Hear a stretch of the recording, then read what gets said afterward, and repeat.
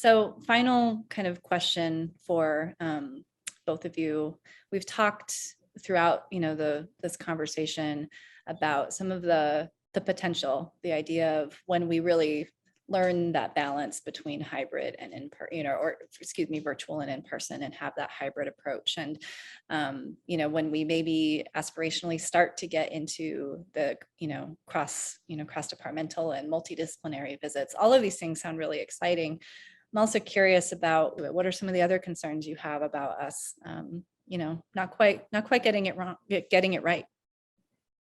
Well, I think our original sort of concern was that there's certain things that just don't translate well to telehealth visit. And so I would not want a patient to assume that at this point that the care was at the same level as the in-person. I think eventually it can be very close, but right now there's certainly some gaps in what we can do and the quality of our examination remotely versus in person. And I think that's the biggest thing is, there is a comfort sometimes because of all the things we've mentioned, the weather, the pandemic right now, mobility, access to doing these virtual visits, but you do need at some point to have that more sort of comprehensive in-person evaluation. And I think otherwise things can be missed and fall through the cracks. Yeah, and I think that when everybody's doing only telehealth, primary care visits are not, we're not checking labs. We're probably under investigating certain things. We're putting off care, deferring care.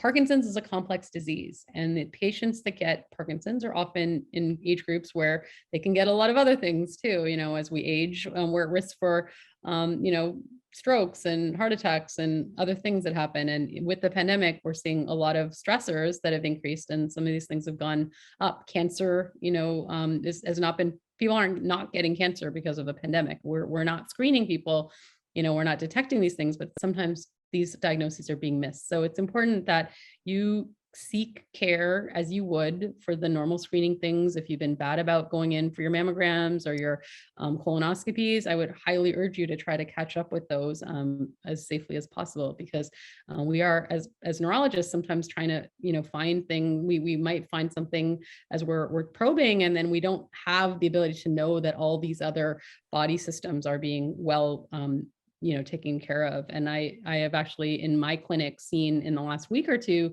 people who had significant medical issues that had been missed. And had I not actually seen the patient in person, it would have really sort of changed the trajectory of their care. And so, I think the physical exam is important. These labs, checking in on your vitamin levels and hemoglobin A1C, if you're a diabetic, all these things, the maintenance things are very key to your health in your age groups. And so I would definitely, go in and get those checked. And then, again, this digital divide that's a concern of Greg and mine is really something that's hugely important that I want to, end on is, the sort of sense that we have huge disparities in care that we've really uncovered and have always been there, but we're really shining a light on these in the last year or two.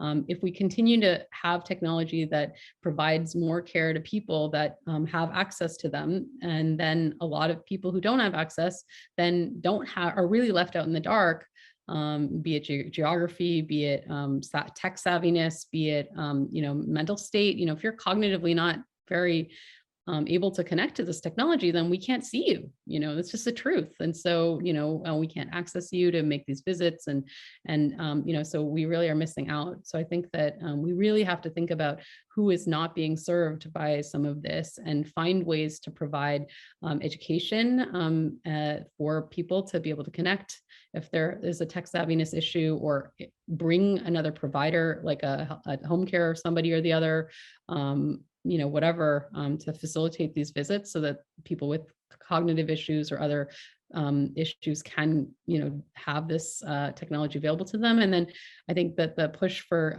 widening access for free internet for all across the country, and providing, basic, tablet or phone for everyone to be able to use this technology so that people can use it is absolutely, a basic need just like access to healthcare. So, I mean, if this is where healthcare is going, then people need to be able to access it, and we need to be part of that dialogue. So that's what hopefully we can advocate more for.